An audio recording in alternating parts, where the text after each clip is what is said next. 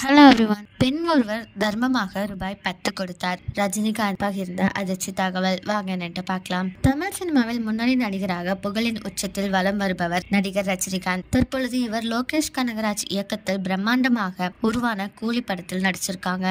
இந்த படத்தை Sun pictures நிறுவனம் தயாரிக்க அனிருத் இசையமைச்சிருக்காங்க. இந்த நிலையில் முன்பு பேட்டி ஒன்று ரஜினிகாந்த் பெண் ஒருவர் குறித்து பேசிய விஷயம் தற்பொழுது இணையத்துல வைரல் ஆகிட்டு வந்துட்டு இருக்கு. அதில் ஒருமுறை மாறுவேடத்து பெங்களூருவில் அமைந்திருக்கும் கோவிலுக்கு சென்றிருந்தேன். அப்பொழுது ஒரு பெண் என்னை பார்த்ததும் யாசகம் பெறும் நபர் என்று நினைத்து விட்டார். உடனடியாக அப்பெண் 10 ரூபாயை என்னிடம் தர்மமாக கொடுத்தார். நானும் எதுவும் கூறாமல் அதனை பெற்றுக்கொண்டேன். சிறிது நேரம் கழித்து என்னிடம் இருந்த ரூபாய் 200 கோவில் உண்டியலில் போட்டேன். அதை கண்டு அந்த பெண் என்னை பின்தொடர்ந்து வந்தார். நான் காரில் ஏறிய பின்னர் எனது தலையை சுற்றி கொண்டிருந்த துணியை அகற்றிவிட்டேன். அப்பொழுது நான் யார் என்று அறிந்த அந்த பெண் அதிர்ச்சி அடைந்தார் என்று தெரிவிச்சிருக்காங்க.